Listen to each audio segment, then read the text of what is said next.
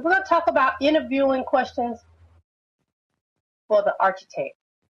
So prior to that interview, you're going to verify their license by going to your state website. Same with the contractor.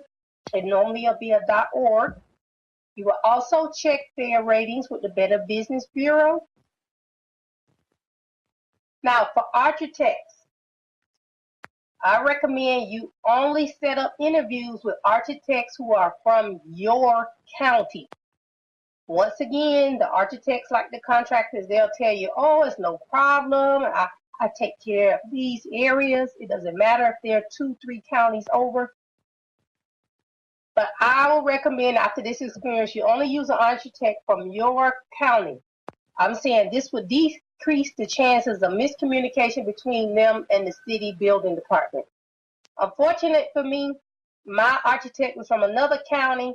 There became some type of power struggle between him and the building city department. The end result was my permits were not approved until the corrections was made according to what they wanted, and he had to adjust. This delayed the start of the project. So at this point, the contractor cannot move forward until the permits are approved. So one way to alleviate that is to make sure the architect is from your county and he is used to dealing with your city building departments. So here are some questions to ask him. And that is after you have told him over the phone, he set up a time to come see your home. You show him some examples and some drawings. Sometimes you may even email them a copy of some renderings you may have. And then they'll set up a time to come see your actual project.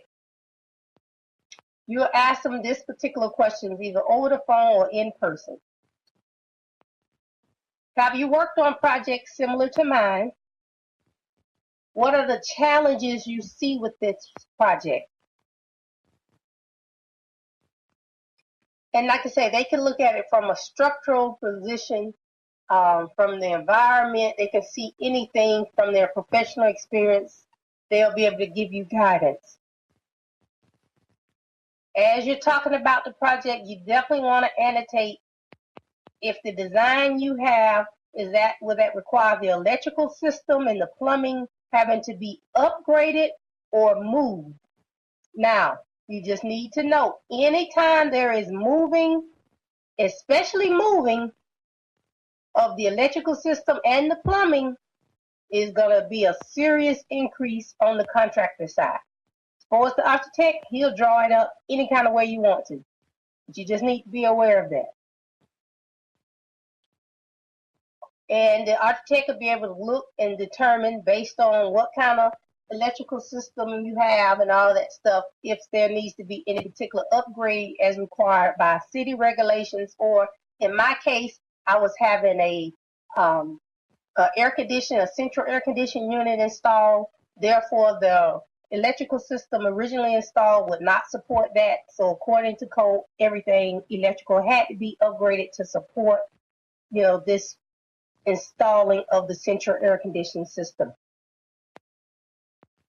Will you be able to design this project to fit my budget? Be very clear with the contractors, because sometimes they have these ideas and there are different ways to put designs in a blueprint, which I was not aware. So they can give you things that are standard. Everything is within code and regulations, but there's different ways of things that they can put in the design that really would be considered either a standard quality or high standard or extra high standard on the way it's built. So ensure you discuss that about where you are, because the budget is not necessarily going to determine how he draws it. It's going to determine how much the contractor is going to charge you for what he put in the design. And what he put in the design is going to determine what the building department is going to inspect. How long do you estimate the design process will take for this project? So even he has a timeline on how long it would take for him to actually do up all the necessary designs before submission to the city. How do you establish fees for the project? Does he do a retainer, a percentage at submission, a percentage after the final? You know, just ask him how does he do the approval process. Sometimes some may want 50% up front, 50% at the end. You just clarify that.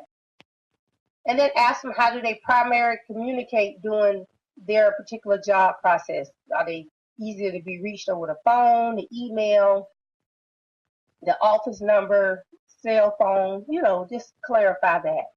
Because once you put the design on paper and then you look at it and you're thinking, oh, I need to think about this, I need to think about that, and then other people are going to start talking to you, and then you have, oh, I need to go back to the architect. So you have to be able to get in contact with them pretty much, you know, throughout the project. And that's why you want to ask them, how many floor plan design changes can I have before you charge me a fee? Now, I would definitely put some type of timeline or something to say, do not begin working on the detailed floor plans until, and this is even after you decided to hire them, because the basic floor plans they can do up for you, you'll probably have that at the initial interview or directly after the initial interview. But once they start curating this thing on however they curate these architect plans, if you make changes, they want to charge you a fee. So just clarify that. Unfortunately for me, soon as my person made one change, he charged me a fee. So I was like, oh, I didn't know.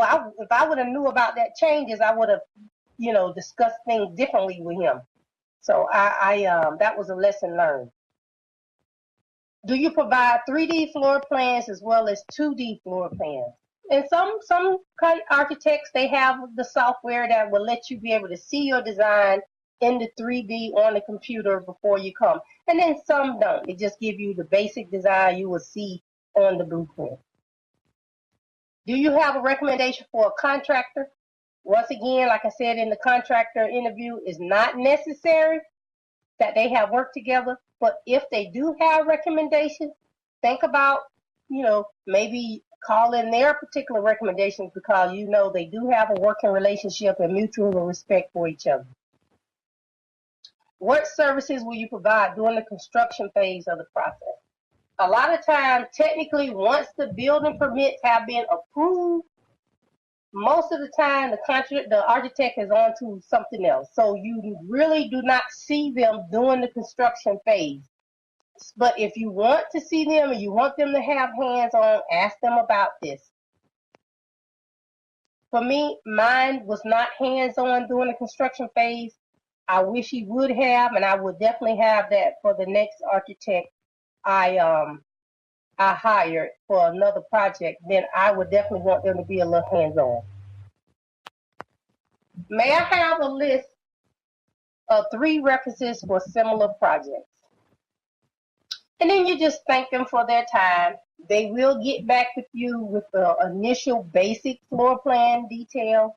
And then you can talk more and they'll get back with you on prices. You know, they'll give you an estimate also for their services for this particular project. So that's it for this lesson. I'll see you the next lesson.